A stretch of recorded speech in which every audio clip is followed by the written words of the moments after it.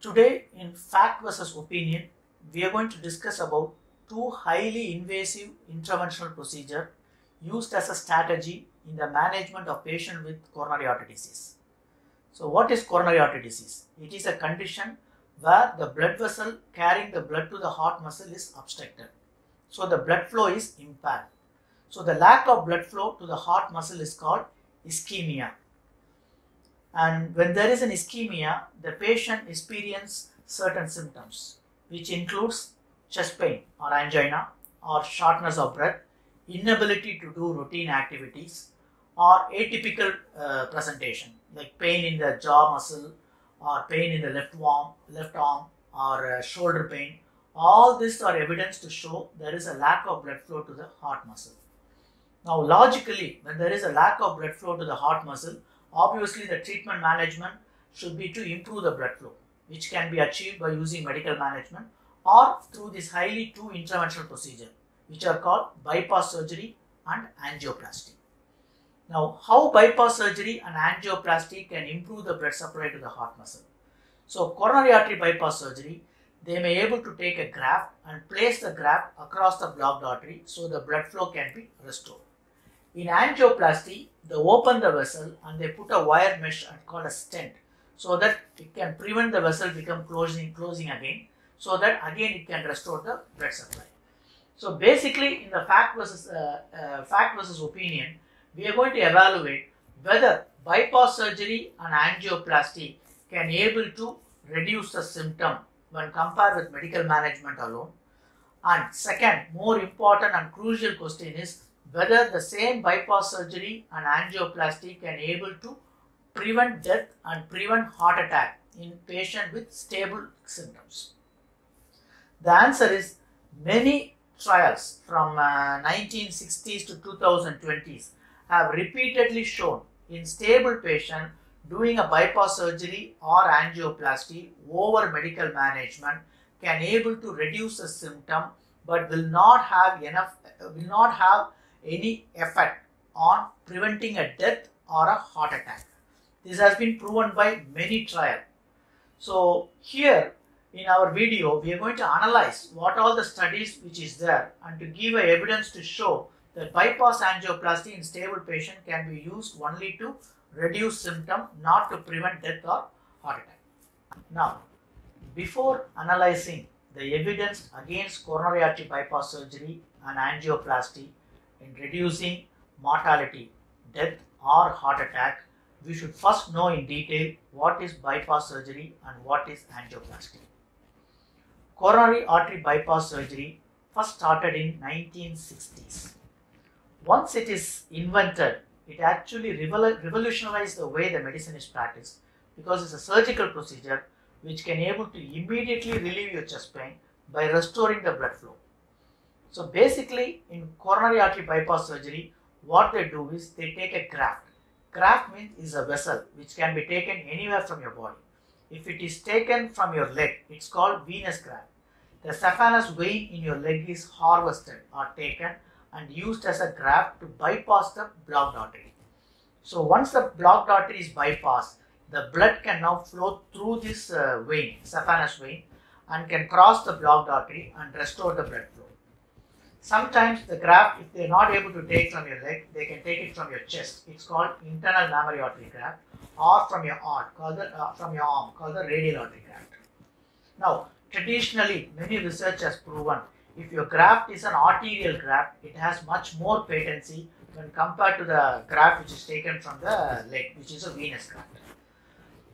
Even though bypass surgery can able to relieve the symptom, it's considered to be a very high risk procedure because it's a surgical procedure and it has its own complication.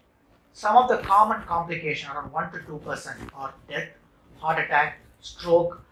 Because of the lack of blood flow to the brain, it causes memory losses and renal failure and wound infection. These are all the complications of bypass surgery. But later, in 1977, the next intervention procedure was practiced, which is called angioplasty. Now, angioplasty, when compared to the bypass surgery, is less invasive because it's use a catheter, enter the body through your leg, which is called femoral axis, or through your arm, radial axis, and then they may reach the part of your artery which is blocked. Then this catheter have a balloon, and this balloon can able to dilate and compress the vessel blockage against the vessel wall. So it can open the vessel.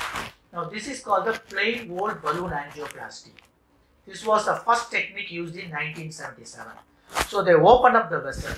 It also critically important because the blood flow is immediately restored. But now the problem here is once the vessel is opened, within 6 months, 40 to 60% of the vessel again closed because of the reflex occlusion. Now something has to be done to prevent the vessel getting closed again. So then the stent was introduced, which is called bare metal stent. Now the bare metal stent is basically a wire mesh. So when you open the artery, this wire mesh is pushed inside so that it can hold the artery without closing. Now this is called angioplasty with bare metal stenting. Now the problem didn't stop here. Now the re-stenosis or the re-occlusion rate has drastically come down, but still in 1 year it is around 15 to 20%, still considered to be very high because the procedure is also highly risky, and if it closes within 1 year it doesn't make clinical sense. So they still want to further advance it. From bare metal stent they went to drug eluting stent. Now drug eluting stent is what they do is they coat the wire mesh with a medicine so that it will not close or will not allow the tissue to grow inside the stent. So the re-stenosis can be stopped. Now again, it's a great success because the re-stenosis rate has come down to 1 to 2% in 1 year. But again, they lead to another complication called in-stent thrombosis. Now in-stent thrombosis is a severe condition where it can lead to a heart attack and death, which happens in a it happens later than 1 year. So late stent thrombosis is a complication of drug-eluting stent. Now to prevent this drug-eluting stent to closure, then they started using what we call dual antiplatelet therapy. It means they use 2 antiplatelet agents to prevent the clot formation in the stent. Now all this put together, stenting complication is also much higher when compared to a bypass surgery because it also causes renal failure, death, heart attack, and sometimes if it is not properly positioned, it can cause dissection of your vessel or it can rupture your vessel, and the dye which we used also can cause hypersensitivity reaction. So all to put together, bypass surgery and angioplasty, even though they are the effective procedure, it has its own risk. So whenever you want to place a patient for a bypass surgery or angioplasty, the risk and benefit has to be properly evaluated, and if the benefit is much more than the risk only, it should be implemented. Now with this understanding, we will go and analyze with clinical evidence. Even though these procedures are highly effective in opening the vessel, in fact, in stable patient, they can help you only to relieve the symptom and may not help you to prevent a heart attack and may not help you to live longer. Now, why it is so is a reason we are going to discuss in the next slide with evidence.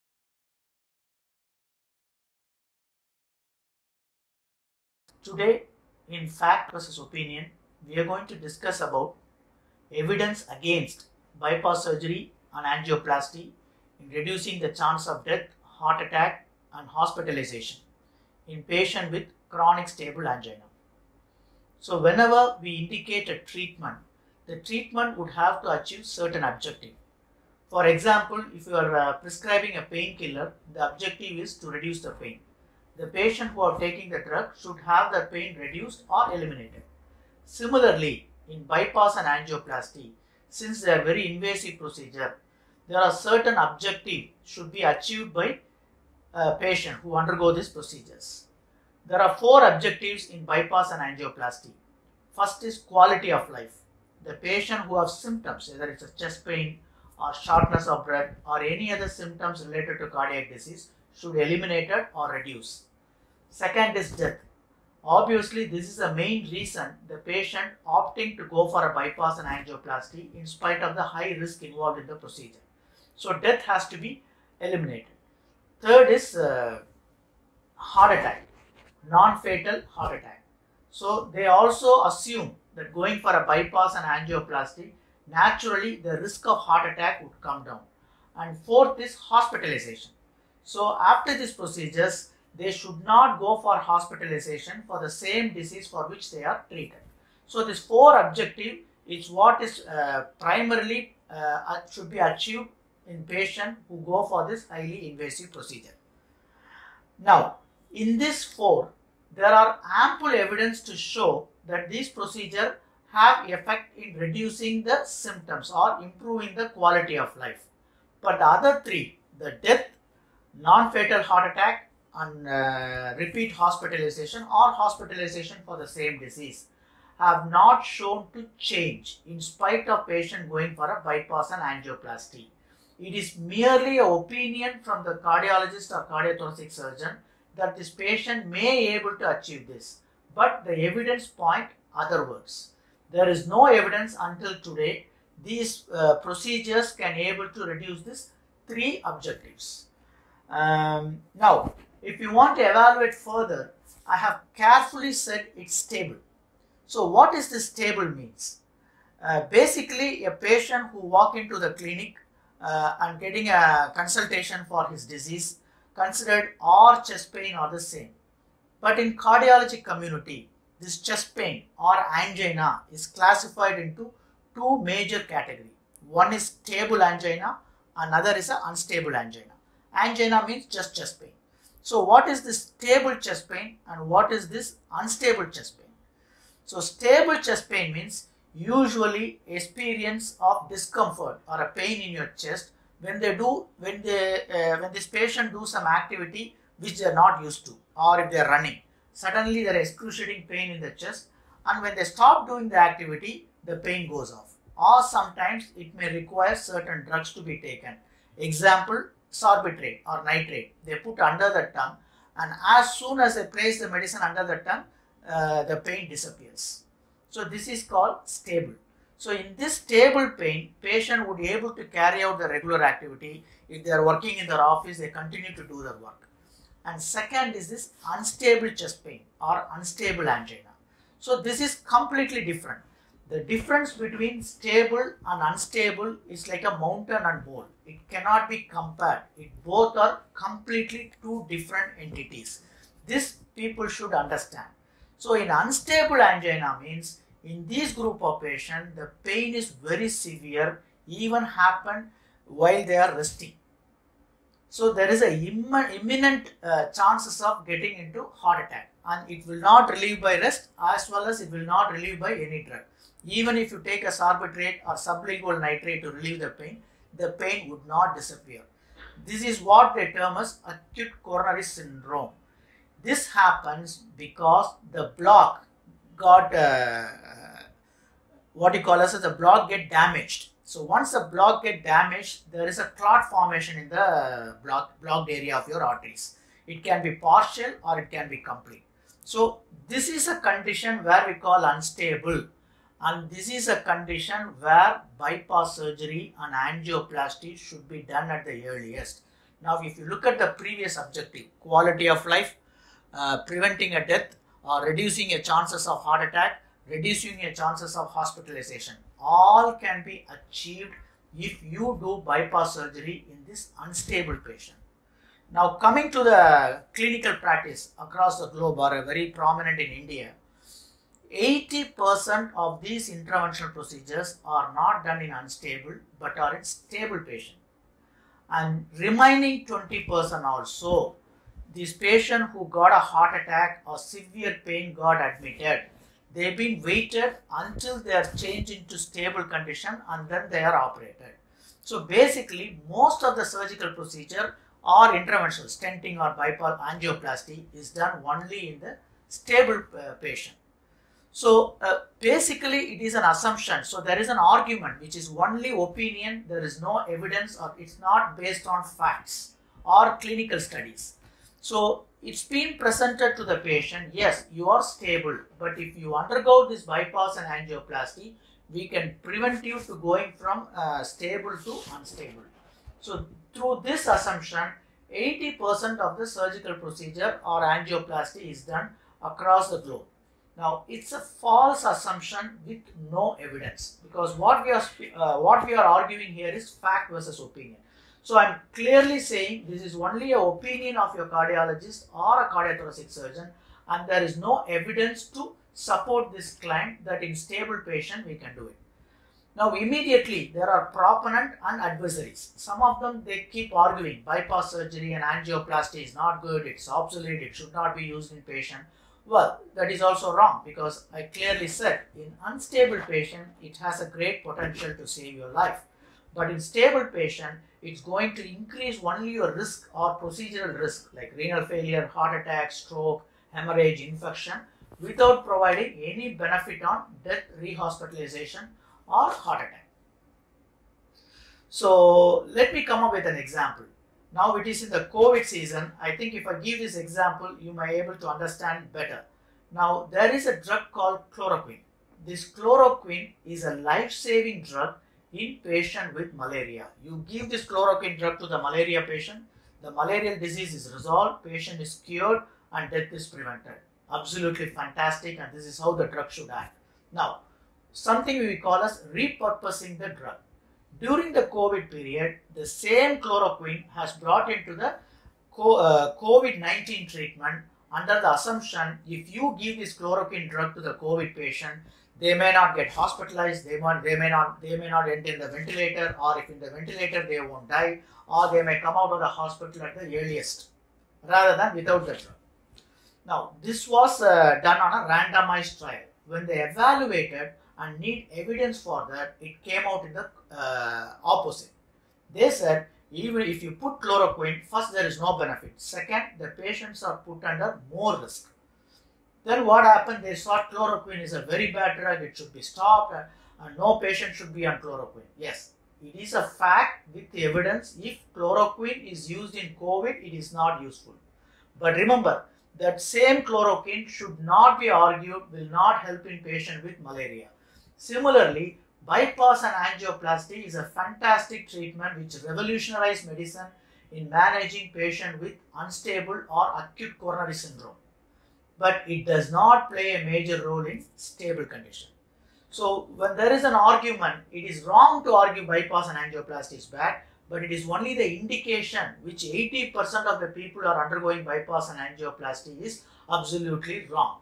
Now, what are the evidence against bypass and angioplasty? Because as we are discussing, now we need evidence to say that bypass and angioplasty is useless in patient with stable condition, because other three factors, death, heart attack and hospitalization is not reduced. Now, how do we know that? Now, from decade after decade, many studies has pointed out this is what it is a fact. The bypass angioplasty will not have any effect in stable patient. But the argument from the interventionalist and cardiologist is the technique of bypass and angioplasty is advancing decade after decade. Yes, it's really a fact, because initially, if you want to go for a bypass surgery, the risk is very high, and also the graft or the vessel they take from your leg is only venous graft. But as a procedure advances, they started taking graft from your arm, which is radial artery graft and internal mammary artery graft. They are much better than your venous graft. And also surgical procedure has been improved from invasive to less invasive. And in fact, it has gone to the point of leaving the patient on a beating heart. So beating heart surgeries and all this procedural advancement has made surgery much more efficient. So the benefit of doubt is given to surgery. They said, yes, there is no evidence to say bypass angioplasty could save a life, but because the technique is advancing, as a benefit of doubt, still you can continue. Similarly, the angioplasty people also argued in the same way. Technology is advancing, so still we have to do it because this advanced technology may change the outcome. Fact, because initially if you see, angioplasty is just opening the vessel, and then they put a metal wire mesh, which is bare metal stent. Then the stent becomes drug-eluting stent, and then there are a lot of advancement in the drug-eluting stent, and they come into bio-reabsorbable stent. So all this advancement as a benefit of doubt is given to interventional procedure, both bypass and angioplasty.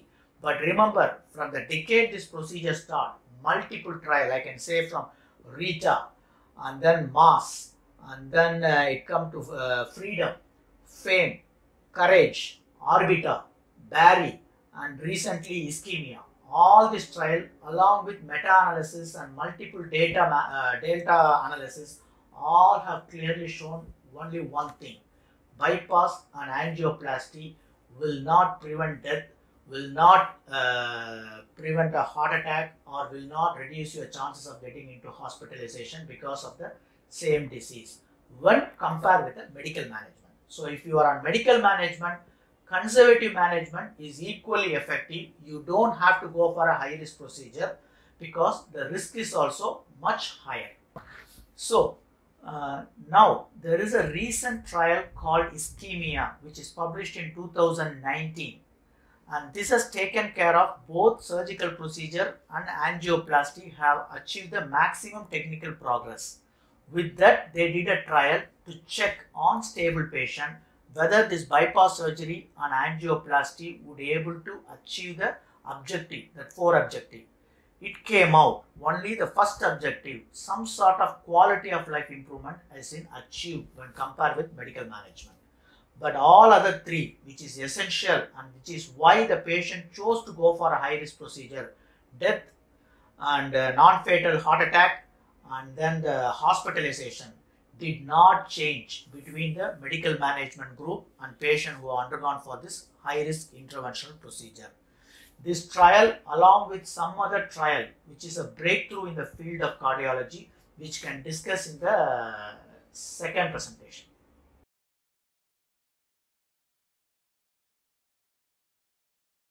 In fact versus opinion, today we are going to discuss about lack of evidence for coronary artery bypass surgery and angioplasty and stenting in patient with stable coronary artery disease. Well, bypass surgery and angioplasty, even though they are the mainstay treatment for patients with coronary artery disease, they have a considerable risk. So undergoing this invasive procedure, patient have a risk of death during the procedure, or heart attack, or renal failure, stroke, infection or rupture of the vessel, and so on. In spite of this risk, the patient undergo this procedure under the pretext. This procedure is immediately required in this group of patients to prevent a heart attack and death. Now, is there any evidence to show the bypass surgery and angioplasty as definitely can able to prevent a heart attack or reduce your chance of death?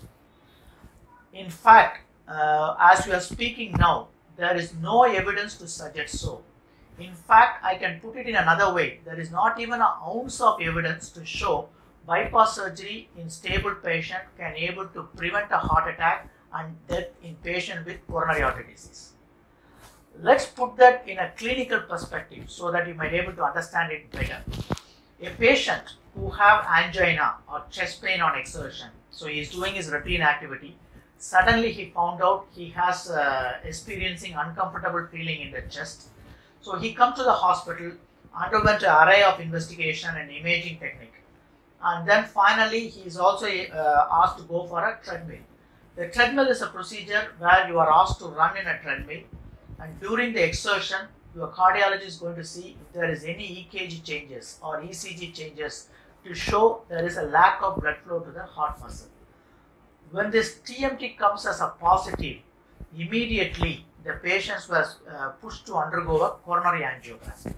When the angiogram is done and then the patients is discussed about the result to show that they have a single or a double or triple vessel disease, or the blockage could be from 30%, 60%, 90% or 100%, and they've been suggested that they should undergo either a bypass surgery or an angioplasty at the earliest or immediately.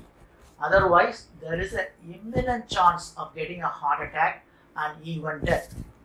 Now, for evidence-based medicine, there is no evidence to show in stable patient your procedure of bypass surgery and angioplasty can prevent death or heart attack. Now then, what is it is expected? Now, if you go bypass and angioplasty over your current medical management, then the bypass and angioplasty can only offer you some improvement in quality of life in a subgroup of patients. If it comes to the treadmill, the number of minutes bypass and angioplasty can increase over your medical management is around 90 to 120 seconds. In fact, even this 90 to 120 seconds was questioned in a recent trial, which is a randomized controlled trial, shows probably the improvement in around 20 seconds. So if this fact is put in front of the patient that you've been advised for a high-risk procedure just to improve some quality of life and some improvement in exercise time, and this bypass and angioplasty procedure will not have any effect on your heart attack and death. If you are already taking optimal medical management, I don't think many patients would opt for bypass and angioplasty. And even it can fall up to 90%, the bypass angioplasty rate can come down, because 5 lakh of these procedures are done worldwide every year for stable patients like this. Now, what has it gone wrong? Because as you have seen, your interventionist or a cardiologist would show there is a block, and we are able to open the block, the blood flow can be normalized. Either the block can be opened by an angioplasty and stenting, or can use a graft to overcome the block. Now it seems to be realistic and logistic. How come it doesn't work? Now, the basic fact is a fundamental of your blockage causing heart attack and death itself is an absolutely wrong assumption. It is a 500 years old thinking. The initial idea, the block is being equated to death and heart attack, came 500 years before in 15th century by Leonardo da Vinci. So he is the one, even though he is not a medical person, he is the one to propose, as he was have a knowledge and he was able to speak to a 90 years old man who are alive, who suddenly died, and he did an autopsy on him and found out that the vessel which is carrying blood to the heart muscle is blocked. So he directly equated this blockage is equal to death and heart attack. Well, this concept has risen 150 years before William Harvey, who is the one who actually conceptualized circulatory system. So even before circulatory system has been postulated, this theory of block causes death has already started in the mind of many patients as well as physicians. So from 300 years, this was never been challenged. And then in 1960s and 1977, the bypass surgery was started in 1960s and angioplasty in 1977. So these two procedures as well established because of this theory. Now this theory, clogged pipe hypothesis or fix the block when there is a block, and these are all something which has no scientific rationale. So basically there is no evidence to point out until today that blockage causes heart attack and death, and if it is fixed, it's going to reduce your chance of getting heart attack and death. Well, that's what bypass surgery and angioplasty did in 1960s and 77, and for the past 40 years, from 1962 to 2020, there are various international papers which has been published questioning this rationale and said there is no evidence to put this bypass surgery and angioplasty in stable patient because it may not, or absolutely there is no way it can prevent a heart attack and death. So the next question is, what went wrong and why this theory of blockage and heart attack doesn't make any sense? Even if what I'm saying is wrong, people always ask the question, if you are right, it's not a single person decision. The decision to go for a bypass and angioplasty is done by a lot of groups. Yes, it's true. Individual cardiologist is not responsible. There is a cardiology association, and over the cardiology association there is a university, and over the university there is a recommendation committee or a guideline committee, and then there is a regulatory authorities who regulate your drug and treatment, FDA and so on. And then even if they fumble, then you have a policy makers and then the insurance companies. The insurance company is the one who want to evaluate every treatment prescribed to the patient. If there is no evidence, they wouldn't pay. and then there is a government. In spite of all this put together, how could this simple theory, the blockage will not cause us heart attack and death, has escaped and become a prominent way in treating patients with cardiovascular disease? Well, the answer is progress in scientific field. It is not linear and continuous. It is punctuated by paradigm change, and which is extremely fast, and many people, they are not able to adapt to this sudden change in their practice. For example, the procedure. Even though bypass and angioplasty procedures seems to be having no evidence, in spite of the lack of evidence, it's still practiced because the surgeon or interventionist who practice this procedure have learned this procedure for a lifelong, and this technique has been advanced for such a long time, and it is not easy for them to just withdraw it when there is evidence against it. And of course, if the livelihood of that person depend upon this procedure, it is hard for him to leave the procedure. Now, this leads to the formation of a strong lobby. I would consider the cardiologist and cardiothoracic as a lobby to form as a cardiac lobby. I'm just try to speak about the lobby because I'm directly exposed to this lobby. Initially, when we presented this fact in a meeting with the insurance, well, insurance should happy to hear it because a lot of the funding goes for bypass and angioplasty. If they know that bypass and angioplasty would only improve small quality of life and will not prevent death and heart attack, obviously they opt for something which is non-interventional, like a medical management, which is enhanced external counterpulsation, EECP. This could be like a first line of treatment, and if it fails and if the patient still want to improve some quality of life, then they can go for a bypass and angioplasty. That could be the better option. But in spite of that, when it's been presented to the insurance company, again a committee is formed to evaluate the factual or evidence against this argument. And surprisingly, the committee belongs to the same cardiologist and cardiothoracic surgeon who are not willing to change the practice. So finally, it comes to that point, and again it was not implemented. Now, even as you said, all other people, that guideline committee or patients or your universities, they are all side with the cardiologist and cardiothoracic surgeon because the reason is they are very close to the patient.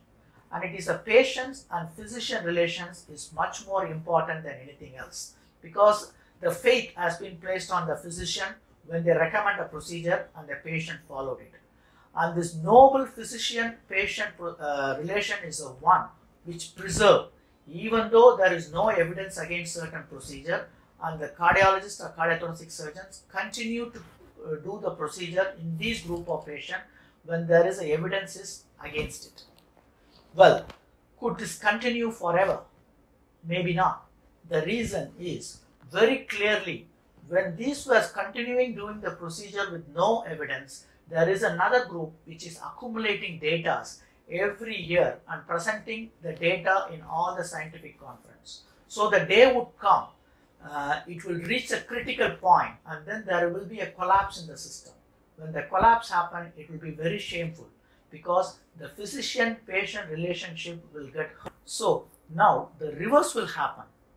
The same cardiology society, the university, the insurance, the policy makers, the government, and guideline committee which have supported them will slowly comes against them. And this is going to happen sooner or later because the data are so huge now, with thousands and thousands of patient data has come up.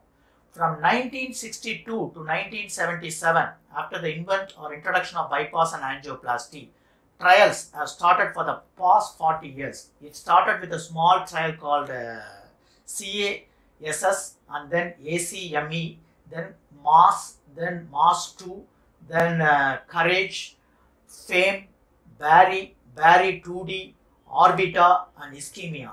All these trials have accumulated so much data to show that interventional procedure in stable patient will not protect the patient against death or heart attack when these procedures are done over the medical management. So it implies if these patients are put on medical management, or we call as an optimal medical management, this medical management will provide enough evidence to prevent heart attack and death and improve the quality of life. Adding a highly invasive interventional procedure with high risk will not able to add any benefit over this medical management. Now, the reason all this has happened is because of two important things. One is equating block with heart attack and death, and second is overestimation of mechanistic procedure like bypass surgery and angioplasty, and underestimation of optimal medical therapy, lifestyle changes and other risk factor reduction. So as a conclusion, I want to clearly say bypass and angioplasty role in stable patient is very limited. So the patient should understand if they are stable. In fact, in a consultation, they should ask the cardiologist or a cardiothoracic surgeon to declare them as a stable or an unstable patient. The difference between stable and unstable, as I said earlier, it's like a mountain and a mole. The difference is huge. Once they declare you as a stable patient, and if you are put on a good optimal medical management, lifestyle changes and control over your risk factor, you derive the maximum benefit any treatment can offer to you. Then if you are going for a bypass and angioplasty, they may not provide any benefit at all. In fact, they are going to increase your risk of heart attack and death. And in some subgroup of patients, this interventional procedure may able to provide some relief from angina and improve your exercise time. That is also limited. So as a conclusion, I would say medical management and conservative treatment like enhanced external counterpulsation, which has been newly introduced and getting lot of popularization, should be initiated as a primary treatment before pushing a patient to the unwanted interventional procedure.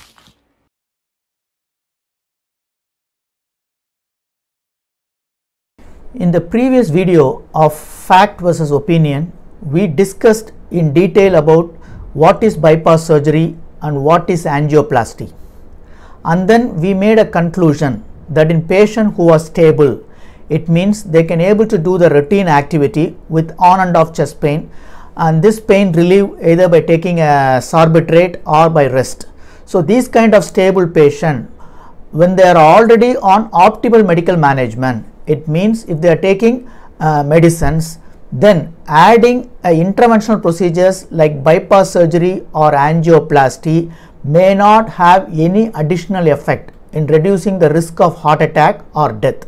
This was a conclusion we made.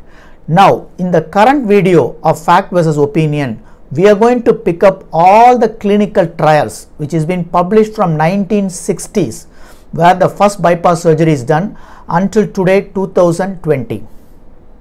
Now, once the bypass was introduced in 1960s, it actually a kind of revolutionized the way the treatment of coronary artery disease was done before. So initially it is only medicine, but this surgery almost changed the entire scenario, because this is the first time a surgical procedure can able to bypass the blocked vessel, so that the blood flow is restored close to normalcy. So if there is a block, in bypass surgery they put a graft across the blocked artery, so the blood flow can be restored. And many observational trials from 1960 to 1970 or late 1970 shows there is a significant improvement in quality of life. The patient chest pain or angina comes down and he can able to walk more distance, and the feel good factor is very good, and even put them on a treadmill, they were able to do more exercise time than before. It's fantastic result. By 1970s, late 70s, close to 4 lakh surgery is being done in US and Europe. By then, in late 70s, many experts, which include Braunwald, one of the famous textbook author on cardiology, they voice their opinion. Still there is no sufficient evidence to practice bypass surgery as a routine mainstay treatment in management of patient with chronic stable angina. So they said there should be some more evidence before we take this bypass surgery into a mainstay treatment. Well, I think from 1977, the first trial, we call it as a randomized control trial. So any treatment or drug to be validated, I think they have to do a trial called randomized control trial. Now, what is this randomized control trial? Now, randomized control trial or a high-end clinical experiment which is done to evaluate a drug or a treatment. So here in this trial, the patients are randomized into two groups. The first group is where we call it as a treatment group, where the intended treatment is given to the patient population. And second group we call it as a control group, where this treatment is not provided. So at the end of the trial, what they do is they try to compare both this group, the treatment group and the control group, and find out the efficacy of the said treatment. Now, before the randomized trial is designed, the objectives are predetermined.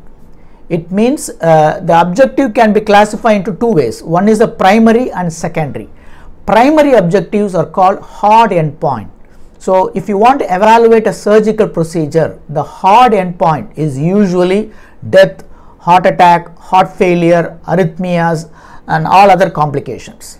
And then the secondary endpoint or a soft endpoint, I mean the trial is not sufficiently powered to look at the soft endpoint, but definitely is sufficient to power for the hard endpoint, because the hard endpoints are usually what is going to tell you whether the trial is positive or negative. So the soft endpoints are kind of a good feel factor. So we include all the quality of life, exercise time, how much distance he can cover, all these are included in the soft endpoint. So based on this, the first randomized clinical trial was done for bypass surgery, directly comparing with medical management. And this trial is called CASS. It was published in 1984. CASS is coronary artery surgery study. It is a first randomized trial conducted on comparing bypass surgery with medical management. So as a trial design, two group is taken. One group will go for medical management alone, and the second group, which is called the treatment group, will go for medical management, and then a bypass surgery is added over the medical management. Now the hard endpoint at which the trial has been designed is to establish the fact that bypass surgery and angioplasty indeed not only improve the quality of life of the patient, but have a significant effect on the outcome. It means heart attack risk and death. So this is why the trial has been designed. Now when the trial result came out, it surprised everyone, and it is a kind of a shock to the cardiology community. The reason is it came out the group of patient, when we compare with bypass surgery and medical management alone, did not have any effect on mortality, heart attack and death. So both the group have equal death and equal heart attack or myocardial infarction. So this was a surprise, because the intention is to show that bypass surgery could able to improve the outcome, but the result came out there is no change in the heart attack risk or death. But in fact, the group which have undergone bypass surgery along with medical management indeed have a improved in quality of life. So the quality of life, the patient exercise time improved, the patient feel good factor improved, and the patient started saying that they didn't get chest pain as much as they used to get before. So definitely the anginal quality improved, but not the outcome. Now when they put them on a treadmill, people who have gone for medical management alone did around 50 seconds more on the treadmill after taking the medicines. Similarly, when you look at the group where bypass surgery is done along with medical management, they did around 120 seconds, so around 2 minutes. So probably around 1 minute is what they are able to achieve, much more than medical management alone. Now the question is it this the patient was subjected to going for a bypass surgery? Because bypass surgery is a high risk procedure. Initially when they designed this trial, they believed the patient's risk of going for a bypass surgery is acceptable, because in long term it is going to save their life and preventing a death and also preventing a heart attack. But the trial shows in the other way. It's a negative trial, did not show much improvement in the mortality.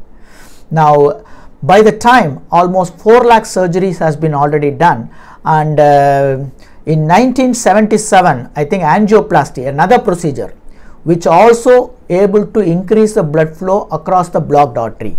So the end result is same, whether it is a bypass surgery or angioplasty, it is able to improve the blood flow beyond the blocked artery. Now the new procedures started getting attention because of the bypass failure to show its superiority over medical management in reducing death and heart attack.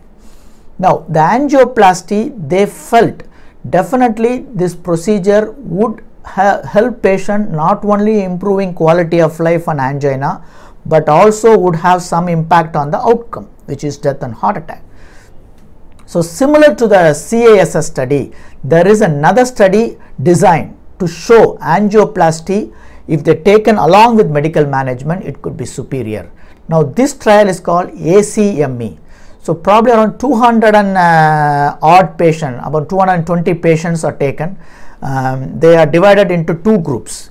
So one group will undergo only medical management, and the second group will have medical management along with the PTCA or a balloon angioplasty. Now this trial was designed to follow up for 6 months. So during this follow up of 6 months, I think again the trial came out as a negative, similar to what the previous trial CASS, which did follow the patient for almost 5 years. Now again it is a shock, because neither bypass surgery nor angioplasty have any effect on mortality and heart attack risk. So when you look at the trial again, angioplasty when compared with the medical management alone definitely did have improvement in the quality of life, similar to bypass surgery. And if you put it on the treadmill, the patient on medical management were able to do around 30 seconds, but the patient who have medical management and over that angioplasty was able to do an exercise around 2 minutes.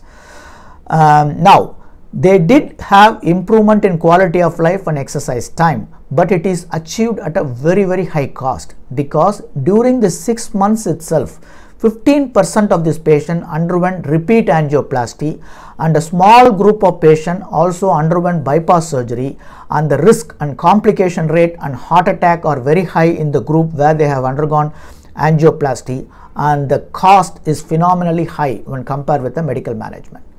Putting all together, I think the conclusion is, yes, you could have relief in angina only if you go for an angioplasty with risk which you should accept, with no improvement in outcome. Now both this trial 1 CASS comparing medicine with bypass surgery, and trial 2 ACME comparing angioplasty with medical management, both failed to improve the outcome. So by 1993 a conclusion is made. So if a patient is already on medical management, he would have derived the maximum benefit of not only reducing the angina but also the risk of heart attack and death. But if they prefer to add another procedure, a bypass or angioplasty over this, they may not derive any additional benefit other than some quality of life. So is it reasonable to go for bypass or angioplasty is a question which is raised in 1993 with both the trials being closed. But surprisingly it didn't stop there. Suddenly from 93 later, 93 and 94, 2 trials were published, not the advancement of medical management or bypass or angioplasty, but they simply tried to compare bypass with angioplasty and to show which is better. Now at that time 1990s, I don't know what is going on, but if you carefully see this, I think I can able to explain you with an example. I mean, this is a year of COVID, so anything we give an example with COVID and people used to understand better. Now assume that when COVID first got into India, the policy makers made a decision. It's a huge decision. They declare that they're going to control this COVID, and reduce the number of COVID cases across the country. For that, sacrifice has to be made. So they talked about economical lockdown and then the national lockdown and the social distancing and then hand washing and stay home, etc., with an objective of reducing the number of cases of corona. But eventually they couldn't able to achieve it. Now what happened is, initially the strategy is to control the disease. Now the perspective changes. Now the perspective changes into managing the public opinion. Now suddenly they changed and said the number of fatality rate has come down. Well, the fatality rate is 1% from the beginning. From the day we start shutting down to today, the fatality rate is 1%. It didn't change. So it is just managing to change the public perception. Similarly, suddenly comparing two treatment which is not have any effect on mortality or morbidity, and comparing both of them is just like changing the public perception rather than addressing the issue. They went ahead and then did a couple of trials to compare this bypass surgery and angioplasty. Their intention is to find out at least one of them could be superior to the other one, or it may come up with a result that the mortality and morbidity will be significantly lowered, so they can still claim that bypass and angioplasty did reduce the chances of heart attack and death, and one of this treatment is superior. Now again, if you want to make this conclusion in a simple example is, let's assume for COVID-19, two pharmaceutical company comes up with a cure or a vaccine. They said, you take this vaccine, your chances of getting COVID-19 again will be 0. So that's a endpoint, hard endpoint. It's significant if they're able to achieve it. Then they did some trial and they find out both the vaccine failed to prevent the occurrence of COVID-19. So the basic idea what this vaccine is for is not achieved. But in spite of dropping down this two vaccine, suddenly both the company is doing another trial showing vaccine 1 compared to vaccine 2 and which vaccine is better. And they also come up with an explanation saying the vaccine 1, even though did not stop you getting a COVID-19, it reduces your headache. And vaccine 2 did not reduce your headache, but it actually decrease your number of sneezing. So it doesn't make any sense. And then they want to make an expert committee, and then this expert committee will recommend which one will have vaccine 1 and which one will have vaccine 2. If it presented to you, I think everybody will understand this is bogus. Similarly, when angioplasty and bypass is not effective to relieve stop your chance of getting heart attack and death, then comparing both the procedure will not make any difference. But in spite of it, certain objective, they plan to carry out the trial. The trial result came. The first trial is called RITA. So it's a randomized interventional trial on angioplasty comparing with medicine. So what they did in RITA is they took a large group of patients, maybe 1011 patients. They grouped them into two categories, one with medical management, one with bypass surgery, and second with angioplasty. So both this group have medical management. Over that medical management, one group will have a bypass surgery and second group will have an angioplasty. So what they did is they followed up for 1 year, 3 year and also 5 years. So all this 1 year, 3 years and 5 years, they did not show any advantage over the other one in case of mortality, the death or heart attack.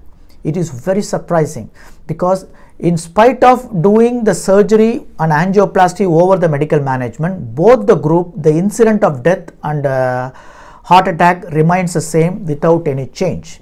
But the point is, in people who have undergone bypass surgery, the relief of angina is better than when compared with angioplasty. So you able to get the relief of angina much better in bypass group, but the risk is very high on the first 3 months because bypass complication, death, renal failure, loss of memory, stroke, all these things are high in the first 3 months, and also the patient recovery. It takes almost 2 to 3 months to recovery. So if you want to take a high risk with a decreased symptom, CABG or a bypass surgery is a better option.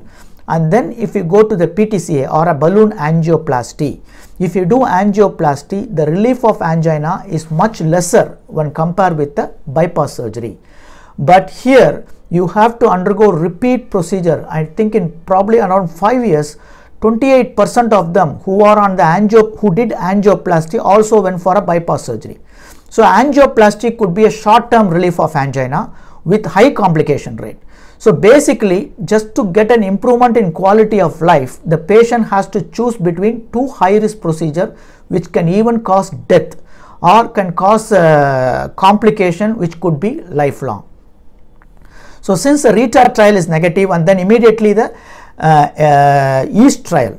The EAST trial also, it is a hemorrhagic comparison of angioplasty with bypass. Again, the trial design is same. They took two group of people, one with medicine and angioplasty, another with medicine and bypass surgery.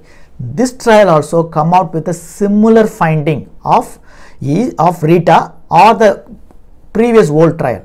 Both the group again did not show any improvement in case of heart attack and death, but only more improvement in angina, which has been achieved in bypass arm, and in angioplasty less relief of angina. So altogether, by the time in 94 the EAST paper was published, there are more than 8 to 9 randomized controlled trial has been published comparing bypass and angioplasty, and all showed the same result. There is no significant change in outcome between bypass and angioplasty. In fact, this could have closed the entire idea of using bypass and angioplasty in patient with stable angina. But again, in 95, after these conclusions are made, the interventionalist again came up with some explanation that still they need to continue the trial. The reason they given is it looks valid because initially when angioplasty is done, it is called plain balloon walled angioplasty. I mean, it means they only dilate the vessel. The stent was not available at that time. So they said now from late 90s you have stent available. So if you can able to place the stent after opening the vessel, probably we may able to keep the vessel open for a long period of time, and we may able to achieve not only quality of life, but there is a possibility of improving the outcome, heart attack and death. Similarly, surgeons also made the point that initially the technique was not so advanced because we used to take a graft only from the leg, which is a venous graft. Now we have other options. The technique is perfected because more and more number of hospitals are utilizing CABG and also angioplasty, and also we are able to take a graft from your arteries, internal mammary and radial artery. So this radial graft has shown to last for longer without getting occluded when compared to the venous graft. So both this argument again made, saying because of the perfection of the technique and advancement in science, probably CABG or a bypass surgery and angioplasty should not be abandoned in patient with chronic stable angina, and further trials should be done to evaluate it further. Now, what they forgot to mention is, as advancement is happening in angioplasty and bypass surgery, there are also advancement happening in medical therapy. Initially, the medical therapy which is used in all this trial are very rudimentary. It has only one nitrate and a beta blocker. Now the medicines have advanced so much. Now we have other than beta blocker, we have other medicine which can dilate your vessel, and we have antiplatelet agent. We can prevent the thrombus formation of clot in the blood vessel, and also we have lifestyle changes, smoking cessation, and then risk factor modification. So much of them have been advanced in medical management alone. So I don't think it is possible because just the perfection is done on the technique. Again, bypass and angioplasty would have a better effect. But well, I think it has to be set by a randomized controlled trial rather than just an opinion. So then what happened? The interventionalist, cardiologist and non-invasive cardiologist designed the next group of trial. From 1995 to 2007, 3 major trial has been published. It actually again pinpointed the same fact but much in a stronger way. These trials are called MAS, and then Courage, and then Barry 2D. These 2 trials actually made a clear point that in spite of all the advancement, the results remain same as in 1993 and even in 1990s. So in our next video, we are going to evaluate about 3 major trials: the MAS medicine angioplasty surgery study, or COURAGE clinical outcome utilizing intervention and aggressive medical therapy. And then we are going to talk about BARI 2D bypass angioplasty revascularization trial. These 3 trials compared medicine with bypass surgery and angioplasty, and also intensively comparing angioplasty with medical management.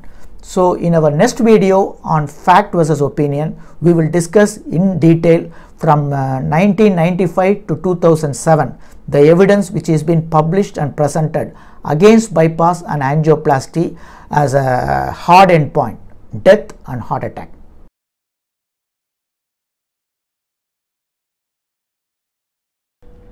In our previous video of fact versus opinion, we discussed in detail the number of clinical trials which has been done from 1980 to 2004 with a single objective to prove that bypass and angioplasty, if we add it over the medical management, I mean the drugs if the patient is already taking, and then if you do a bypass and angioplasty along with the standard medical management, then it might be able to provide protective effect against death and heart attack. Now this was an assumption which has been repeatedly failed in clinical trials.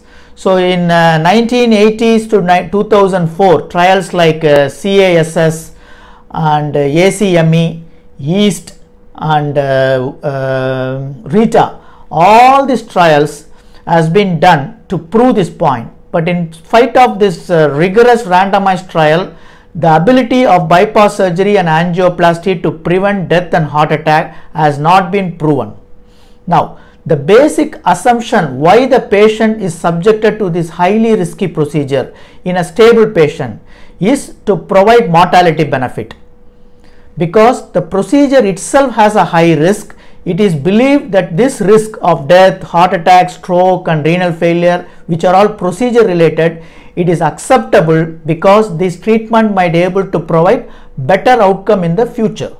But if they are not able to show this outcome benefit or reduction in the heart attack and death rate, then the reason why this treatment should be given to this stable patient can be because of only one thing, is to improve the quality of life. So compared to medical management alone, if you do this bypass surgery and angioplasty over this medical management, the patient tend to feel better, able to do routine activity much better than medical management alone, and then free of angina. So absolutely no angina. They may able to achieve much better than what medical management could able to achieve.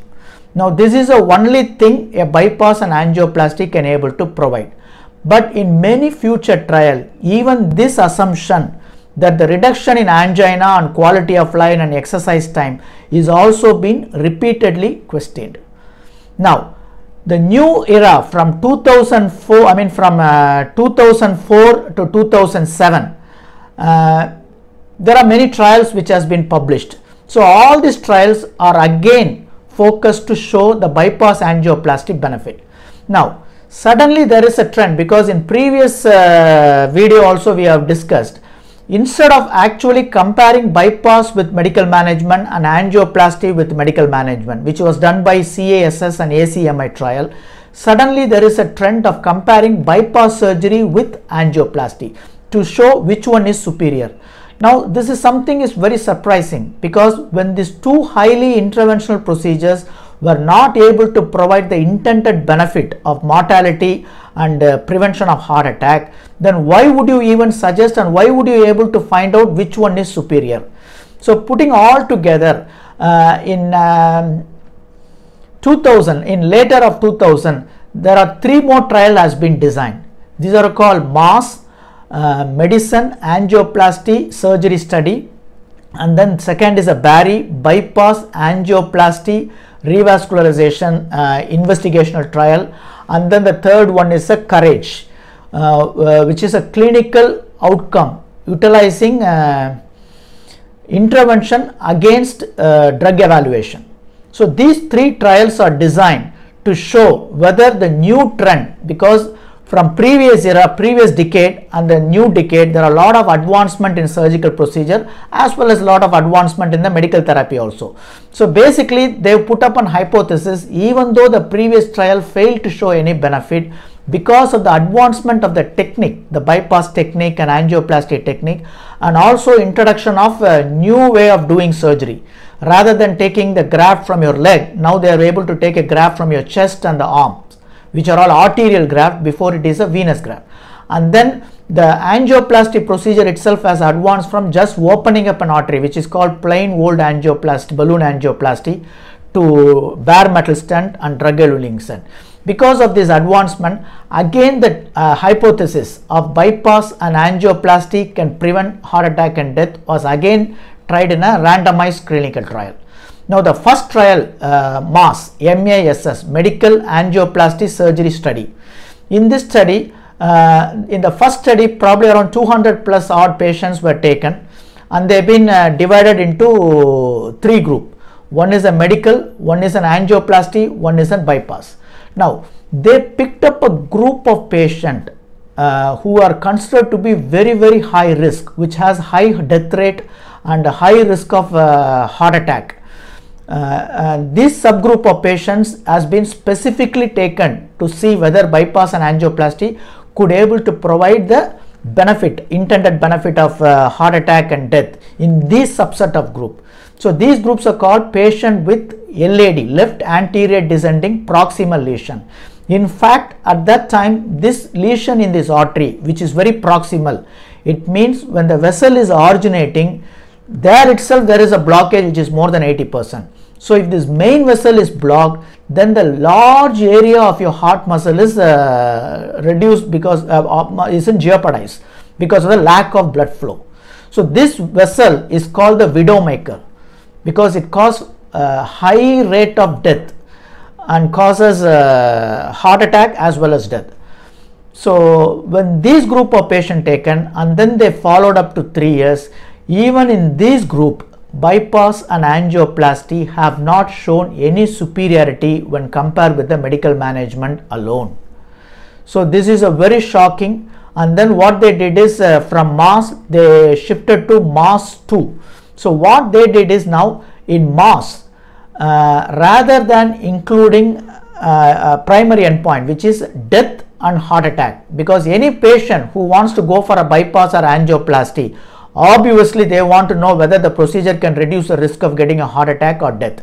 But surprisingly, because of all the trial which has been failing from 1980s, there is another third parameter is added as a primary endpoint. This is called revascularization if the patient is refractory to medical management. So patient who are on medical management, if they get chest pain repeatedly, then they are allowed to go for a bypass or angioplasty as decided by the experts. Now, I mean, this is a little bit controversy, because the trial is focused to show whether there is a superiority of bypass and angioplasty when compared with medical management alone. But in that, if you allow the physician to do a bypass and angioplasty without any subjective evidence, because if you say if there is a heart attack and then we will do a surgery, then there is an evidence. But angina is such a soft endpoint, and if you do a surgical procedure, probably the patient who always think they have a block, they are susceptible by the counseling of a physician to go for a bypass and angioplasty. Rather, that what it happened in MASS 2 trial. The MASS 2 trial is around 611 patients, has been followed up to 1 year, 5 year and 10 year. So even up to 1 and 5 year, there is no change in heart attack or death. Heart attack or death in the group of patients who are advised to go for a bypass or angioplasty. So the MASS trial, at the end of 10 years, still they were not able to show any benefit in death and heart attack rate when comparing with medical management and bypass surgery or angioplasty. But there was a small trend of advantage in the bypass surgery which started appearing after 10 years. This advantage is overall reduction, because they add up a new endpoint called revascularization. So the overall endpoint, what I would say is there was a trend towards reduction in non-fatal heart attack. So heart attack which will not lead to death was mildly reduced, probably around 8 to 10% absolute risk reduction was seen in the 10-year. So altogether, similar to previous trials, the MAS trial has also unable to establish the superiority of bypass and angioplasty if they added over the medical management. So this all comes to a simple conclusion that if you are on optimal or the standard medical management with all other lifestyle changes and risk factor reduction, you will derive the maximum benefit what the treatment can offer you. So over that, an angioplasty and bypass would actually try to increase your risk because of the procedure is highly invasive and they may not be able to provide any benefit. Otherwise, there is only a small benefit of decreasing in angina. So if this is clearly put forward to any patient that they have to undergo the procedure only to have some more symptomatic improvement, I don't think many patients will be susceptible to this idea of going for a highly interventional procedure. But well, I mean, after the MAS trial, there is another trial which is published during the same period. This is called BARI, Bypass Angioplasty Revascularization Investigation. Now, the BARI trial initially again compared bypass with angioplasty, and they followed up to 1 year and they didn't find out any difference, which is similar to what has been done all along. But when they looked at in a subgroup, in fact this trial was not powered to look at the subgroup, but when they looked at a small subgroup of patients who are diabetic with multivessel disease. So a diabetic patient with have a more than 2 vessel, multiple lesion, if they undergo a surgical procedure, then there is a improvement in survival, and this has rekindled the interest of bypass over angioplasty. But in fact this trial is not powered, so there would not be a conclusive evidence or we can able to come up with the confidence to say bypass can reduce your improve your survival. Then it has to go for another trial. So what they did is immediately after looking at it, they designed BARI 2D trial. So they looked at all the diabetic patient and they designed a trial in a slightly different way. What they looked at is they looked at patient with bypass and angioplasty together. It is called revascularization, and then medical management. So the patient is put on medical management, and if still they have angina, they will go for a bypass or angioplasty, any one procedure, and then these are compared with medical management. Now this trial is a very important trial because it is comparing what we call as yearly revascularization with medical management alone. So this is very important for the patient to understand this aspect of the trial, because many of the patients are under the impression once their vessels seems to be diseased, whether it is a single or a double vessel or a triple vessel disease, or the lesion can be 80%, 90% or 100%. It has been obviously been informed to them that earlier if they go for a revascularization procedure, either a bypass surgery or angioplasty, they would definitely derive the benefit of this surgical procedure, which is prevention of death and heart attack. Now this theory which you hear from the physician often is what put into trial in this trial called BARI 2D. So they followed this patient up to 5 years.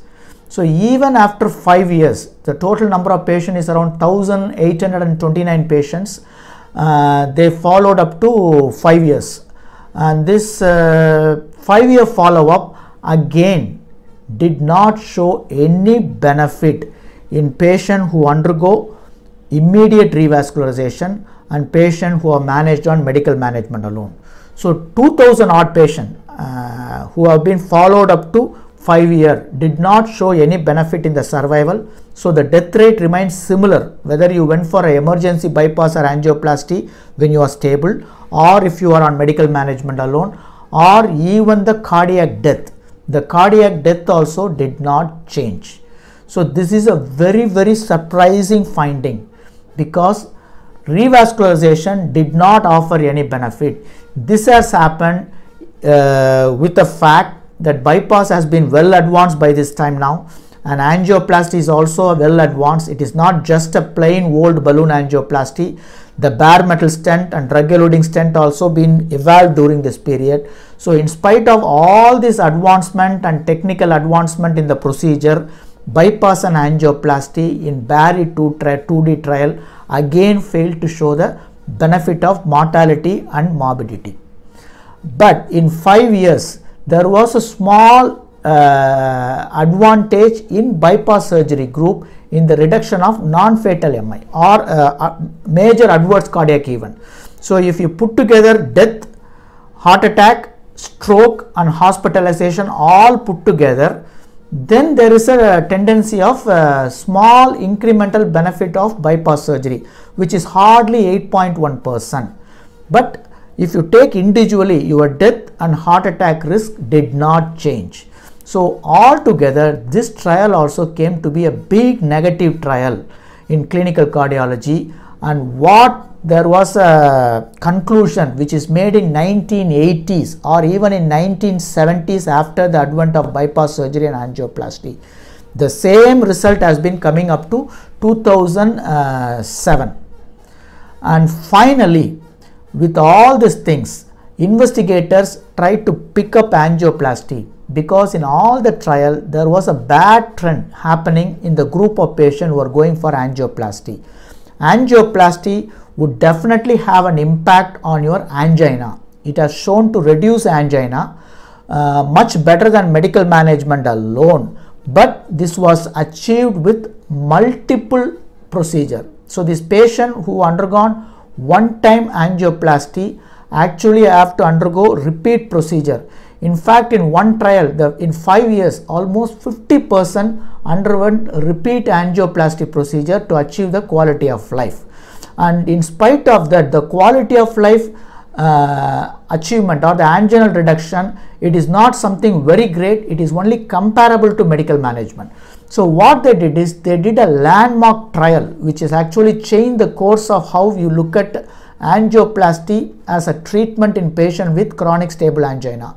This is called COURAGE trial. So COURAGE is clinical outcome utilizing revascularization with drug evaluation. So comparing a drug with revascularization. So this COURAGE trial was actually presented in 2007, and it has a great impact in even changing the recommendation committee's recommendation for angioplasty in patient with stable condition. So what is that COURAGE trial does? So basically they took around 2000 odd patients, and they all have severe angina. So after some medical management, this patient has been stabilized, and then they did an angiogram. This angiogram, in this group of 2000 odd patients, almost 70% of them have multivessel disease. So it is not a group of low risk, but it is a high risk group with multivessel disease. And then they prefer to do angioplasty in one group of patient, and in one group of patient they manage to do only medical management. Always remember, when I say when they are trying to do angioplasty, it is done over the medical management. So it is a comparison of medical management with medical management and angioplasty. So definitely when you expose yourself at the risk of the procedure, as well as cost is so high, we expect some benefit in outcome. It could not be just angina, chest pain or the feel good factor. It should be also a reduction in death and heart attack risk. So this trial not followed up to 4 years and also followed up to 15 years. So even in that 15 years follow up, angioplasty failed to show any benefit, incremental benefit of protecting against death and heart attack. So taking an angioplasty is equivalent to a placebo, which have no effect on the outcome. Now let us come to the anginal part, because most of the time the physician who treat the patient argue that we have subjected the patient an angioplasty because this angioplasty would give him a improved quality of life. He can walk more distance, he feel better, he can start working in the routine activity, and if you put him on a treadmill, he can able to walk more distance, and his atypical symptoms like shortness of breath, angina would all come down. Now, what they did is they even compared this anginal, free of angina. So, if you are free of angina means it's not as everybody is thinking. Even in angioplasty group, when they followed up to 1 year, what they see is 66% with that 58%. So 66% of the patient who have gone angioplasty was free of angina. So does in medical management, 58%. So the difference is a meager 8%. Then they come to a 3 years follow-up. Now look at this, in 3 years it's 72 over 67. So it's almost only a 5% increment. 72% of the patient were anginal free in angioplasty arm, and 67% were them anginal free on the medical management alone. So that is decreased from 8 to 5%.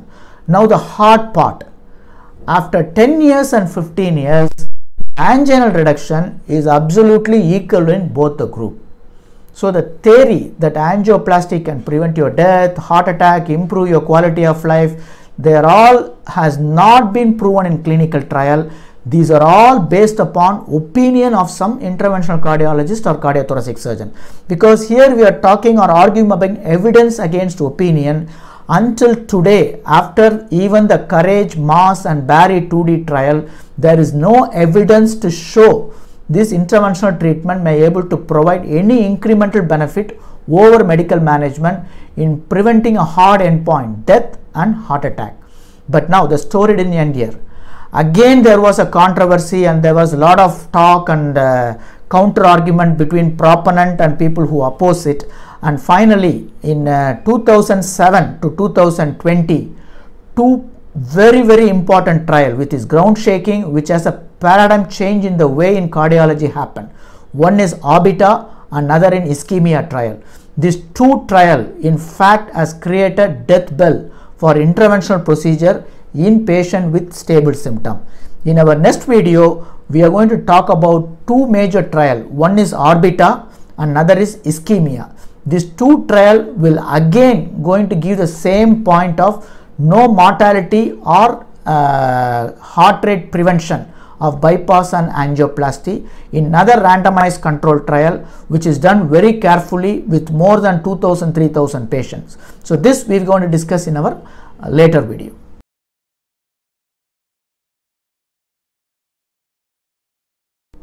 Welcome to fact versus opinion.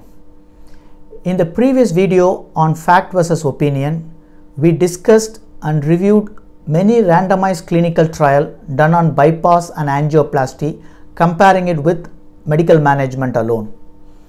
The primary objective of these multiple trials done for the past 30 years is to prove beyond doubt that angioplasty or bypass surgery, when added over a medical management in patients who have stable symptom, will provide mortality benefit. It means it can prevent a heart attack which can lead to death, or can prevent a heart attack where the patient still live. It's a non-fatal heart attack, or death itself. So these are all the primary objective a invasive procedure is given to the patient. And all the trial, when they come up for the conclusion, it concluded that these trials were not able to provide evidence that these procedure can able to prevent a death and heart attack in patient with stable angina. This is quite surprising, because this is why a invasive procedure is added over medical management. But in spite of that, the patient did not derive any benefit on mortality and morbidity. This provide a big question. But in spite of that, bypass and angioplasty over medical management is being practiced, because the secondary endpoint are called soft endpoint. But even though these invasive procedures were not able to alter the outcome, it can able to provide a significant improvement in the symptoms of the patient. So most of the time the patient comes to the physician not because they have a block or reduction in the pumping function, because of the symptoms. So these procedure even though they are invasive and have a considerable risk of death because of the procedure itself, they were able to provide a considerable improvement in quality of life and reduction in angina or shortness of breath, which are all related to the disease itself. But the primary question every patient should know about this is, are they taking this highly invasive procedure only to get some improvement in quality of life, or they are looking at beyond quality of life like reduction in heart attack and death? So this is very important in patient perspective. So even though now the secondary endpoint, which is a quality of life, is improved, patient wise the mortality benefit has not been proven until today. Then the quality of life improvement, is it 100% sure that the patient is going to achieve? It is another question which is raised by a group of physicians in United Kingdom along with 5 hospitals. They put a hypothesis. In fact, they question the belief which has been sustained in the medical community for almost 50 years from the invention of angioplasty, that doing an angioplasty and stenting would definitely improve the quality of life. This was never been questioned in the past 40 years after the introduction of angioplasty. But again, there are trials which has done for the past 15-20 years, which are randomized clinical trial, which did shows there is an improvement in quality of life. But this group of physicians challenged it with another form of trial called placebo-controlled blinded trial. This is a randomized, it is a blinded and placebo-controlled. Now these placebo-controlled trial are one step ahead of the randomized clinical trial because it may able to give an absolute answer, yes or no, to a question. So what is placebo? So placebo is something is attributable to the procedure. A procedure is done to a group of patients and this patient tend to believe that they got the benefit from the procedure, but actually it is not the procedure which has given them the relief in symptom. It is a psychological feeling that they have undergone the procedure. So this placebo effect are very high in equipment or invasive procedure when compared to the medical procedures. So the first randomized placebo controlled trial was done in a procedure called internal mammary artery ligation. This was a procedure widely spread across the globe before bypass surgery came into the existence in 1960s. So this is a procedure done to relieve angina in patient with coronary artery disease before bypass surgery. So simply they open your chest and then find out the internal mammary artery and ligate the artery so that the blood flow to the heart muscle can be improved. So initially there was a profound improvement in angina. So patients who undergone this procedure said that angina has gone, it's reduced up to 100%. It's amazingly great procedure to be done on patient with angina. But many critics point out maybe this could be a placebo effect. So finally when they did a placebo trial comparing a group of people where they open up the chest cavity and ligate the internal mammary artery, and comparing it to another group of people, they open up the chest but they don't touch the artery or ligate the artery. Then they followed up for the couple of months or years, they found out both the group have the same reduction in angina. So basically it's a conclusion, it is not the procedure which has given the relief, it is a confidence that the physician has impart into the patient's mind that their procedure will work, has given a psychological advantage to the patient and they feel that angina is gone. So this is what the history about placebo trial. So this group in United Kingdom want to try the assumption that the chest pain reduction because of stenting or angioplasty is simply a placebo effect rather than because of the procedure itself. So what they did is they designed a trial, and this trial was published eventually in 2017 in one of the most prestigious journal in the world, which is Lancet. So this trial is called Orbital trial. What they did is they took two group of people. So they choose 200 patients and 105 patients are asked to go for a angioplasty and 95 patients are asked to go for a placebo procedure. It means what they did is they picked up a people with have proven coronary vessel disease. So they do an angiogram, they find out, and these patients should have at least one vessel blocked. So it is a single vessel blockage. and this blockage should be more than 85% or across around 85% blockage. So the blockage is very significant and it is a single vessel. And then they did many things to show that because of the obstruction there is a significant reduction in blood flow to the heart muscle by what the procedure called FFR and IFR, so fractional flow reserve and instantaneous flow wave ratio. So all these things are done to make sure the blood flow to the heart muscle is significantly reduced because of the block. So 101 patient, they asked them to get into the cath lab or the operation theatre. They put the catheter inside the body, move the catheter into the artery where there is a blockage, and in 105 patients they really put the stent. And remaining 95 patients, what they did is they took them to the cath lab. So they all given a music, so they won't hear what has been spoken in the cath lab, and then they introduce the catheter into the body as if they are going to go for a stenting, but in fact after reaching the artery they never stented the artery. So the caregiver or the patient are blinded. Nobody knows what procedure they have undergone. So the physician who did the procedure are also asked not to be in contact with the patient after the procedure is done. So these patients, nobody knows who has undergone a real stenting and who has not gone for a stenting. All were made to believe they in fact had a stent in the coronary artery. Now they are fine. They have started in all the medication requirement to prevent the stent, so the patient believed they are also been stented. They followed up to 6 weeks, and after 6 weeks what they did is they looked at the quality of life, the anginal symptoms or exercise time. To the surprise, the patient who undergone the real stenting compared to the patient who has gone for a placebo procedure, means they have not been stented, both groups shows the same increase in exercise time and same reduction in angina. So this comes as a big surprise to the cardiology community, because now they have a procedure called angioplasty and stent, which has been done millions across the globe for patients with stable angina. Now the trials have clearly shown this stenting procedure to patient with stable coronary artery disease in a single vessel stable coronary artery disease will not provide any benefit in terms of heart attack or death or even improving your exercise time. This shattered the whole belief in cardiology. In fact, it created so much of controversy. So many of the cardiologists sit together and now the arguments started happening. They talked about the trial is very small number, 200. The trial have not followed the patient for longer duration because the evaluation of the post stenting happened within 6 weeks. So these are all the controversies I've done to made the patient to believe in fact there is a result, but it's still under consideration because of lot of discussion and controversy is going down. But let me make it as very simple for a patient to understand what this controversy really is and what as a take-home message from this trial.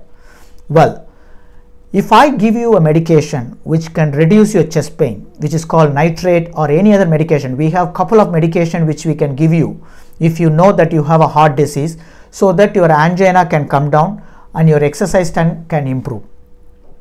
So these drugs, what they do is they can able to improve your exercise time about some 48 to 53 seconds more than what if you don't have this medication. So this medication will improve your exercise time close to let's say 1 minute. Now when these trials were designed, this Orbita trial to check the quality of life improvement in patient with stable angina with angioplasty or stent, they picked up a time of 30 seconds. So all they want to show, this trial has to be positive, is after adding an angioplasty over a medical management, they are expecting the patient to perform only around 30 seconds more than without the stenting procedure.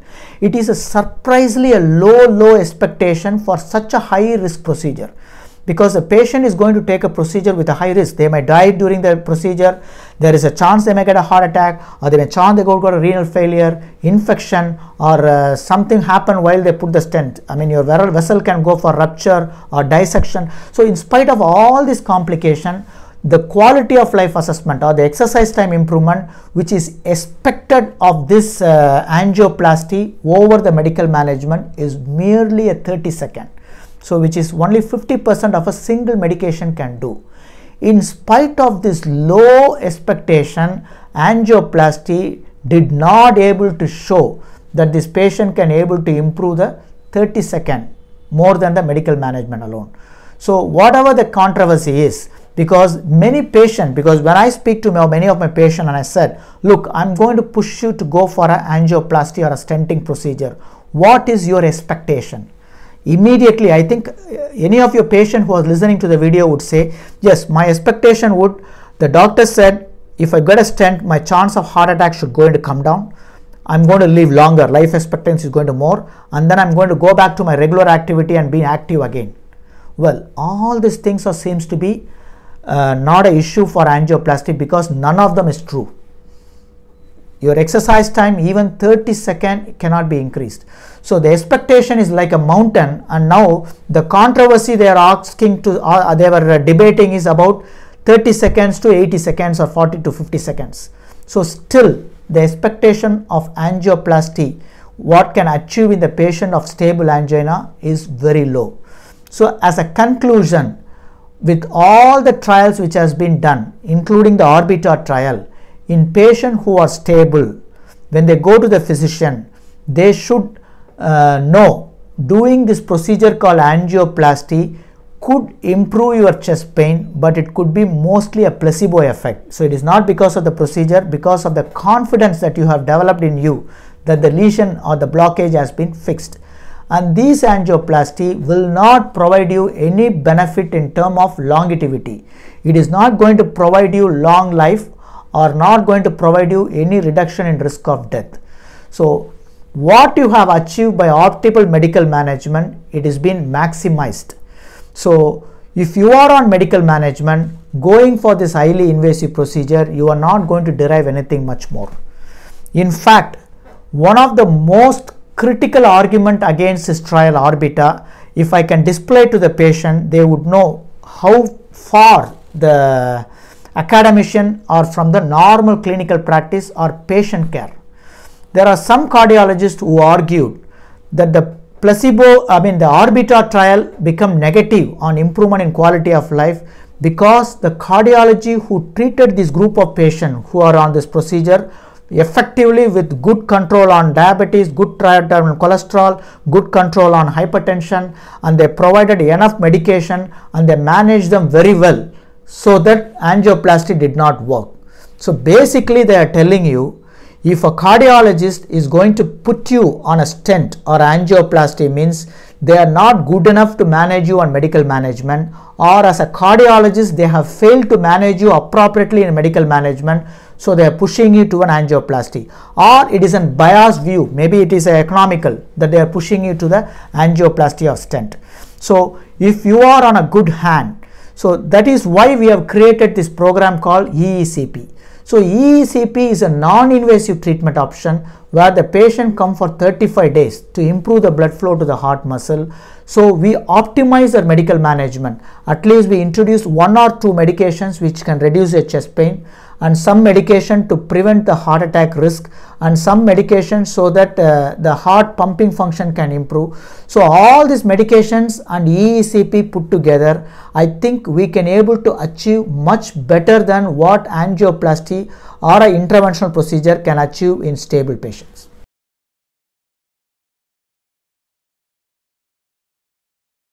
Welcome to Fact versus Opinion. Today in this video, we are going to discuss about a very important clinical trial called Ischemia, which is published in 2019. So the Ischemia trial is done to directly compare the invasive strategy like bypass surgery and angioplasty against medical management or conservative approach. So many of the physicians as well as patients were under the belief, if they are very aggressive at the earlier stage of the disease, means invasive strategy like bypass surgery and angioplasty, if done at the earliest stage in patient with stable angina, we are able to provide some benefit or incremental benefit over medical management in terms of heart attack and can prolong life. Well, this is an idea which is prevalent in the society. in spite of many trials for the past 4 decades, have clearly proven beyond any doubt that invasive strategy will not able to offer any benefit over medical management in terms of reducing the risk of heart attack or death. In spite of it, I would say around 500,000 surgeries and angioplasties are done on stable patient every year across the globe. Now, in spite of the negative trials, why there is a high prevalence of this procedure in stable patient? The reason is many of the interventionalists argue that the high risk group, where the bypass surgery and stenting would provide incremental benefit, were not included in this previous trial. So to answer this, the ischemia trial was designed, and it took almost 8 years to recruit close to 5,000 plus patients, and then they randomized them into 2 groups. So with all that, let's come to the trial itself. So what the trial does is they recruit a high risk group of patients who are considered to be benefited with implementation of these interventional procedures at the earlier part of the disease. So now let's look at the demography of these patients who have been recruited by the ischemia trial. 90% of these patients have severe chest pain even on routine activity. And second is almost 80% of the patient have multivessel disease. So they have more than 2 vessels involved. And 87% of the patients have proximal lesions. So the lesions are so proximal, so the large area of myocardium or heart muscle is suffering from the lack of blood flow. And finally, 86% of the patient, when they undergo an imaging technique which can able to identify the lack of blood flow to the muscle, is very severe. So 86% of these group of patients have severe reduction in blood flow to the myocardium. Now, looking at this demography, I wouldn't even doubt any interventional cardiologist or a bypass surgeon would leave this patient with medical management alone. Immediately they are wheeled into an operation theatre, and either a stent or graft will be placed with the argument that doing this invasive procedure at this juncture of the disease will save their life as well as prevent a heart attack. Now, in this trial, these group of patients, almost around 5,179 patients, have been categorized into 2 groups which has been equally distributed. So one group is given to the interventional cardiologist and cardiothoracic surgeon. So they immediately underwent an angiogram, and any procedure which is deemed to be fit to them, either it is a stenting or bypass surgery, is done in this group of patients. But care was taken that all the vessels which are diseased are addressed. So no vessel is left untreated. This is called complete revascularization, which is done in this group of patients. So the other group of patients, intervention is not done, and the patients were asked to continue their medical management. Now what they did is, after a follow-up of 4 years, they want to find out the number of patients who have heart attack in both the group, which is a primary endpoint or a hard endpoint for this study. So if you look at the death, 145 in invasive group and 144 in non-invasive. So 145 death has happened in patients who have undergone invasive procedures like bypass surgery and angioplasty, and 144 death has happened in patients who are managed with medical management alone. So absolutely there is no difference in death. It means in a patient point of perspective, doing interventional procedure will not prevent any death. The death is equally distributed in both the group, 145 and 104. So there is no change in the death rate. Now, the another secondary endpoint is event. Event means when you have a patient with coronary artery disease, other than death, there are a lot of complications can happen because of the disease itself, and these are all called events. For example, patient might be repeatedly hospitalized because of severe chest pain, which is called unstable angina, or they could have been hospitalized because of heart failure, where the heart pumping function has significantly come down, or they would have died because of other cardiac complication, or they could have admitted for cardiac arrest and they could have been resuscitated. So they are not dead, but they have a cardiac arrest. So these are all the events which we are expected in patient with heart disease, and any treatment, in fact if you want to go for an invasive procedure, we assume this event will be significantly reduced in the group where medical management and over that bypass or angioplasty is done. To the surprise, the event is also equally distributed. So there is no significant difference between the event which happened in the medical arm when compared with the invasive arm. So you have two important things. After invasive procedure, in this part of high risk group patient, there is no change in the death rate or change in the event rate when medically managed patient were compared with the medically managed with bypass surgery and angioplasty. So the procedures are done over the medical management. So medical management still done in this group also. So there is no significant difference. So the only interpretation possible is adding a highly invasive procedure did not change the outcome of the disease. Then why do we do the angioplasty and bypass surgery in this group of patients? So when you looked at the soft endpoint, it means quality of life, exercise time. So there is a mild to moderate increase in quality of life in patients who have undergone this invasive procedure. And as a patient perspective, if I am a patient, I would not undergo a procedure which is high risk, which can offer me only some around like 20 seconds of increase in walking time, which is highly unlikely a patient will go for this procedure. Well, this didn't end here. Now, if you look at both this endpoint, event and heart attack death, both are similar. Now, there is another shocking finding. In the first 6 months of the interventional procedure, the people who are on the invasive group have higher event death and heart attack who undergone the procedure. Now this is around 2% higher than the conservative arm. So let me put all this in a simple term. So if I am a cardiologist, I want to give a consultation or counseling to you to undergo a bypass or angioplasty. As a factual evidence, this is what I have to tell the patient. Look, I want to put you under a procedure called angioplasty or stenting, or it could be a bypass surgery. So the reason I am doing is just to have you improve some improvement in quality of life or decrease in chest pain. Offering this procedure will not change your chances of getting into any cardiac events or hospitalization. Doing this procedure will not have any effect on your survival. It is purely because of some quality of life. At the same time, I need to caution you because this procedure also can increase your chances of getting heart attack or death or any other event, which is 2% higher than if you are in medical management alone. So this would be an unbiased counseling to a patient who is stable, and you are asked them to go for a interventional procedures like bypass surgery or angioplasty. Now, putting all this together, there is another shocking finding in this trial which could be unbelievable for patients. Now, when I said when we do the bypass surgery and angioplasty, the first 6 months, the death or event rate is 2% higher than compared to the medical management alone.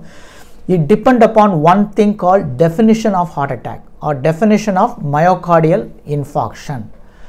To the horror of patients, the definition of myocardial infarction or heart attack has been tweaked in such a way it will favor invasive procedure, because if the regular definition of heart attack has been utilized in the trial, which is called procedural heart attack, then the heart attack or the death raised up to 10.2% in the invasive arm, which is only around 3.7% in the conservative management. So it is almost double the risk of you getting a heart attack or death during the procedure, which is called procedure related complication. This has not been explained in detail to the patient. This is now this has been tweaked to such a level so that it will not have any impact on the trial by saying the definition of heart attack can be done by two enzymes. One is creatine kinase, and second is troponin. Even though it is clinical, you just remember the two enzymes which will be leaked into your blood and can be identified in your blood if you have a heart attack. But in this trial, procedural related heart attack, you need to establish the same amount of enzyme have to be elevated 35 times higher than normal for me to declare it is a heart attack. But in a simple definition of myocardial infarction, even a small increase would be called as a heart attack. So I think for a patient, it doesn't matter whether it is a high level of troponin or high level of creatine kinase. A heart attack is a heart attack. If that is a criteria, then the end result of the trial would be completely different. It would say conservative management is much superior to that of an invasive management like bypass and angioplasty in stable patient. And doing this invasive procedure will almost increase your risk of death and heart attack without any benefit on your future heart attack risk and death.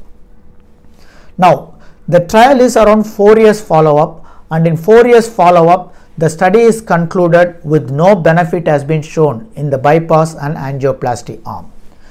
So altogether, there is only some quality of life improvement this surgical procedure can able to offer over medical management. In simple term, it could be also a placebo, because a previous trial like Courage and Barry trial has clearly shown after 1 year this subjective improvement of quality of life or reduction in angina has also waned away. So after 12 months, the medical management group and invasive group both behaved in a similar fashion. So we have to be very careful when we are going for a procedure like bypass and angioplasty when you are stable. So as a conclusion, I would want to tell the patient, if they are going for a consultation and if your consultant is offering you interventional procedures like bypass and angioplasty, I would like you to ask them 3 questions. I think these 3 questions, the answer should be given in a written format so that you could be safe. And if it is followed, I think 80% of the invasive procedure can be avoided in the society. Now let me go. If you are going into a consultation room, the first thing you need to ask a patient, ask the physician or your cardiologist, is to let them know whether you are stable or unstable. It's not very difficult. If you are going to the cardiologist consultation room, you are stable. And if your relatives are going to the cardiology consultation room and if you are hospitalized, you are unstable. So first let them write you are stable. And second important point is they should categorically write and say that all the medical management has been tried and exhausted and you are still highly symptomatic. This is a second important thing they have to write. And the third point is they should write, there is a difference between opinion and fact. This is why all the video is about. As a fact, they should say, as a third point, there are some evidence in the literature that if you do bypass surgery or stenting, it will provide some benefit in reducing your risk of heart attack and can also improve your survival. If these 3 points has been written by your cardiologist or cardiothoracic surgeon, then take them to a second opinion and find out whether this fact is okay and recheck it, and then you make a decision. If the decisions are made in these 3 important clinical parameters, I am 100% sure 80% of you who have been asked to go for a bypass surgery and angioplasty can safely avoid it. Now, with all this presentation now, as a patient, I know you might have a very important question. Now you can ask me, doctor, if there is a block, there is definitely a reduction in the blood flow. Doing a stenting and bypass surgery is able to restore the blood flow.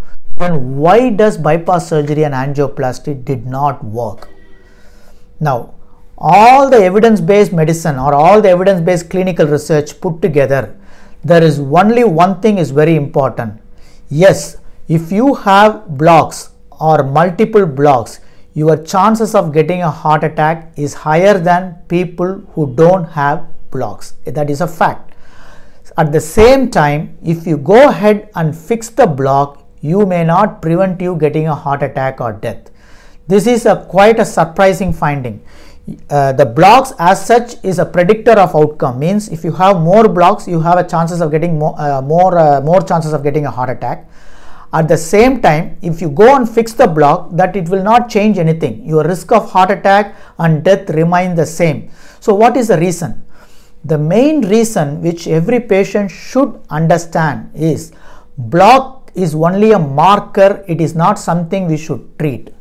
This is very complex, and let me put a small example to you so that you can understand it in a better way. Let me say if you have a very high blood pressure, say 220 over by 120, it's a hypertensive crisis. So you go to your cardiologist and then he measured your blood pressure and he asked you what happened, and you tell him, doctor, I have a severe headache, that's why I came to you. But as a cardiologist, look at your blood pressure, it's around 220. You are at a very high risk of having a stroke or a heart attack anytime sooner. Now, if a cardiologist prescribe you a painkiller, let's say a paracetamol, you take the paracetamol, you come home, your headache is gone. But your chances of heart attack and stroke risk remains the same, because headache is equivalent to the block. You treat the block and you resolve the block. You treat the headache and resolve the headache. It is a marker, but it not change your chance of getting heart attack and stroke. The real reason is the blood pressure. Similarly, the real reason for heart attack is multiple blockage.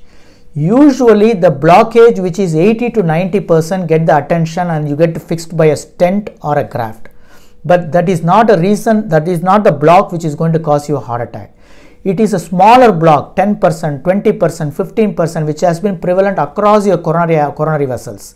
So these blocks can break and causes heart attack. So this is a reason, if you fix the block, you are not going to change the outcome. At the same time, if the number of blocks are high, the volume or the load of blockage is very high, your chances of getting heart attack is very high. Now, how do you fix these minor blocks? That is where the medical management comes into play. Medical management is the one who can able to change your chance or reduce your chances of getting heart attack or death. So if you are on optimal medical management, enough benefit is already passed on to you. So over that, adding any procedure will not have any effect.